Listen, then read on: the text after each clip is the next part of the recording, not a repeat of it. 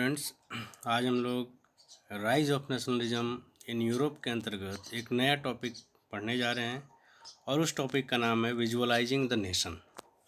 मतलब असल में क्या था कि 18th 19th सेंचुरी तक जो है वहाँ के जो आर्टिस्ट हैं वो आर्टिस्ट जो हैं उन लोगों ने राष्ट्र की कल्पना एक स्त्री के रूप में करना शुरू कर दिया। एक नेशन को जो है, जैसे राजा का क्या है, राजा को हम कल्पना कर सकते हैं, उसका पोर्ट्रेट बना सकते हैं, लेकिन इस देश की छवि अगर किसी के दिमाग में डालना हो, जैसे अगर हम कहते हैं भारत देश, तो एक छवि एक क्या उभर के आती है।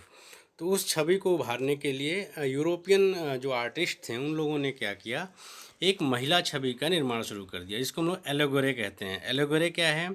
एलोगोरे है कि किसी भी एब्स्ट्रैक्ट आइडिया को किसी वस्तु के साथ, किसी चीज़ के साथ जोड़ना एलेगोरे कहलाता है। हिंदी में इसको हम लोग कहते हैं रूपक। रूपक क्या है? किसी भी अमूर्त संकल्पना को एक वस्तु या किसी व्यक्ति के साथ जोड़ देना रूपक कहलाता है।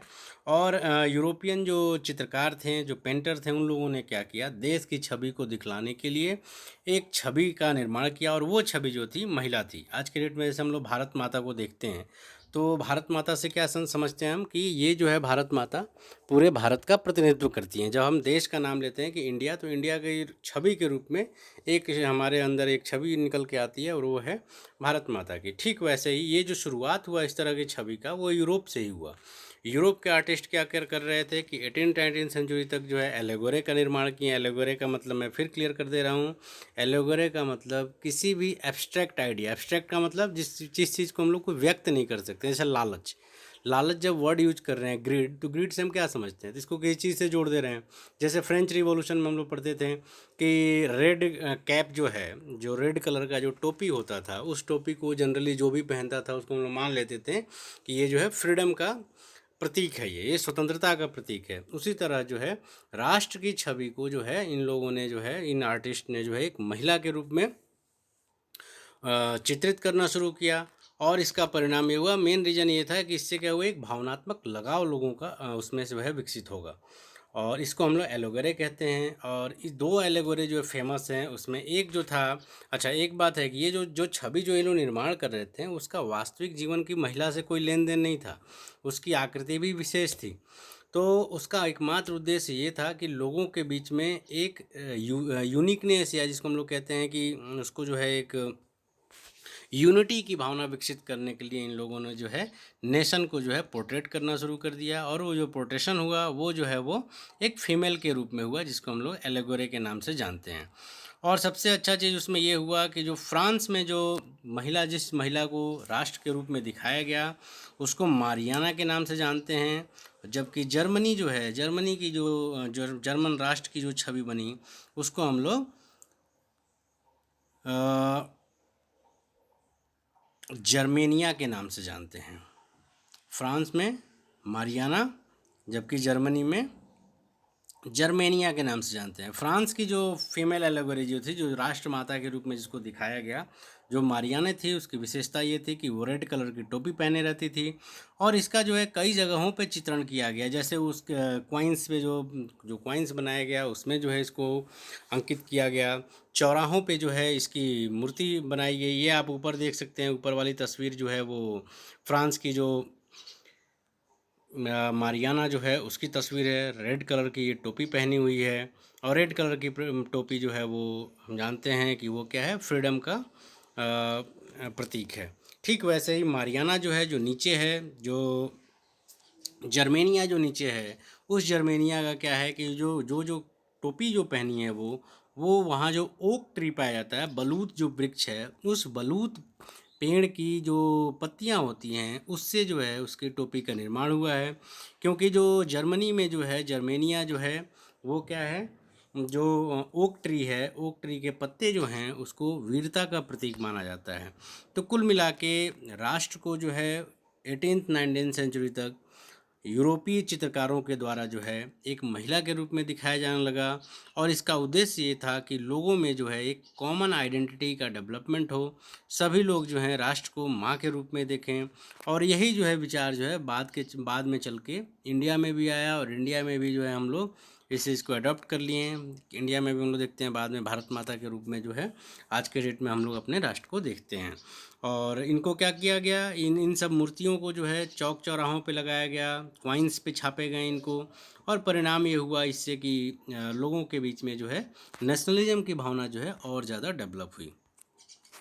लास्ट टॉपिक इस चैप्टर का जो है वो है नेशनलिज्म इन द बाल्कन्स और एंड इम्पेरियलिज्म, कि राष्ट्रवाद जो है वो कैसे जो है बाल्कन के एरिया में, बाल्कन जो एरिया है वो यूरोप का जो आज के जो देश हैं, जैसे रोमानिया हो गया, बुल्गारिया हो गया, अल्बानिया हो गया, यूनान, मैसेडोनिया, क्रोएशिया, ये इन सारे जो देश हैं जहाँ सिचुएटेड हैं उसको कॉमनली हम लोग बाल्कन एरियाज कहते हैं। इन बाल्कन एरियाज पे 15th सेंचुरी से ही जो है ऑटोमन एम्पायर का कंट्रोल था।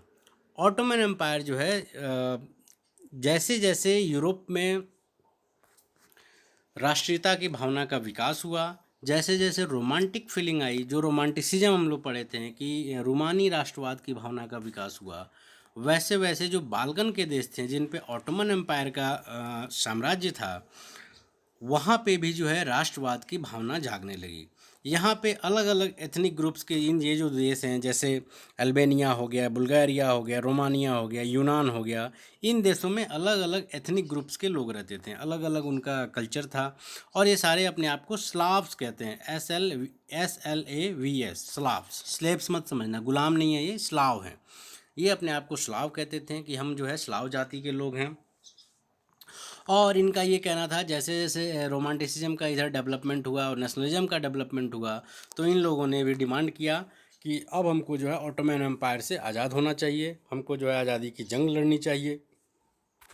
इसका रीज़न ये था कि इन लोगों ने जो है ये कहना शुरू किया कि एक समय ऐसा था जब हम लोग स्वतंत्र देश के रूप में थे, लेकिन जो है बाल्कन एरियाज़ को जो है वो टोटली जो है ऑटोमन एम्पायर ने अपने कब्जे में ले लिया है। अब क्या हुआ इसके बाद से, ठीक इसी समय 17th सेंचुरी के आसपास, 18th सेंचुरी, 19th सेंचुरी के आसपास क्या हुआ कि जो ऑटोमन एम्पायर जितना पावरफुल एम्पायर था, जो यूरोप के देशों में भी जो है अपना जो है साम्राज्य फैला लिया था, वो धीरे धीरे उसका डिक्लाइन होना शुरू हो गया, पतन होने लगा। और जब पतन होने लगा तो उसने कोशिश तो खूब किया कि कुछ रिफॉर्म्स किया जाए, कुछ सुधार किए जाएं, जिसके माध्यम से जो है ये इस पे हम लोग कंट्रोल कर पाएँ, लेकिन उसमें वो असफल हो गया। और ये स्लाव जो वहाँ की जातियाँ थीं, उन लोगों ने अलग अलग देशों की मांग को लेकर वहाँ पे जो है आंदोलन शुरू कर दिया। प्रॉब्लम ये था कि ये जो जितने भी वहाँ बाल्कन स्टेट थे, जैसे रोमानिया, बुल्गारिया, अल्बानिया, ये सब थे, ये क्या चाहते थे कि ये जो अपनी आज़ादी का मांग तो कर ही रहे थे, लेकिन इनको आपस में ईर्ष्या भी थी, आपस में एक दूसरे से इनको जलन भी थी। और उस जलन के कारण ये चाहते थे कि हमारा एरिया जो है बाकी देश के एरिया को छीन कर ये अपने एरिया का विस्तार करना चाहते थे। इससे क्या हुआ, ये आपस में उलझना शुरू कर दिए। प्रॉब्लम तब ज़्यादा क्रिएट हो गया जब यूरोप के इस समय के जो पावरफुल कंट्रीज थे, जैसे इस समय जो पावरफुल कंट्रीज थे रशिया, ब्रिटेन, ऑस्ट्रिया, और नया नया 1871 के बाद जर्मनी भी इसमें आ गया था। ये लोग भी चाह रहे थे कि ये जो नया बाल्कन एरिया है, जहाँ ऑटोमन एम्पायर जो है धीरे धीरे समाप्त हो रहा है, उस एरिया में जो है अपना कब्जा करके अपने व्यापार को बढ़ाना चाह रहे थे, अपने कॉलोनीज़ को बढ़ाना चाह रहे थे, ताकि इनका जो है ट्रेड जो है वो, उस ट्रेड के लिए इनको, इनका जो इंडस्ट्रियलाइजेशन जो हो रहा था इन देशों में, उन उससे जो ओवर प्रोडक्शन हो रहा था इनके देशों में, उसके लिए एक बाज़ार मिल जाए। और फाइनली ये हुआ कि बाल्कन जो एरिया था वो पूरा का पूरा जो वहाँ विस्फोटक स्थिति बन गई, और ये सब बड़े देश और प्लस बाल्कन एरिया के देश आपस में ही उलझने लगे।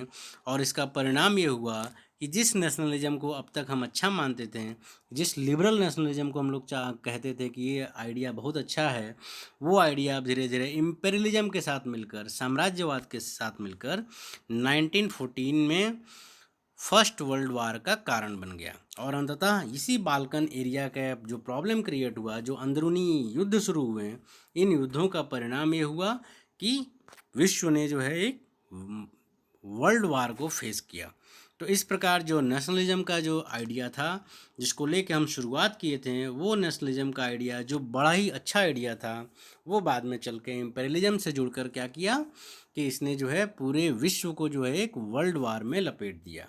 वर्ल्ड वार यहाँ कहने का मतलब मुख्य रूप से यूरोप के ही कंट्री थे वो उसमें इन्वॉल्व, लेकिन चूंकि यूरोपियन कंट्रीज़ के कॉलोनीज जो हैं वर्ल्ड के अन्य हिस्सों में भी फैले थे, इसलिए इसको हम लोग उन देशों को भी इन लोगों ने घसीट लिया और अंततः फर्स्ट वर्ल्ड वार का शुरुआत हो गया।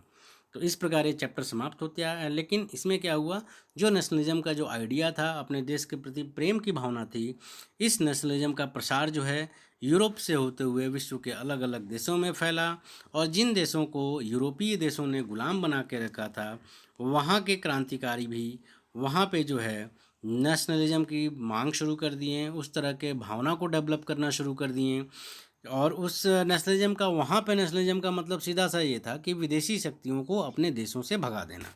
और इस प्रकार धीरे धीरे भारत, इंडोनेशिया और विश्व के अन्य देशों में इम्पेरियलिज्म के खिलाफ जो है एक मूवमेंट स्टार्ट हो गया, जो हम लोग नेक्स्ट चैप्टर जब हम पढ़ेंगे कि नेशनलिज्म इन इंडिया, उसमें हम लोग देखेंगे कि भारत में जो है किस तरीके से जो है राष्ट्रवाद का प्रसार हुआ। तो इस प्रकार ये आपका चैप्टर समाप्त होता है।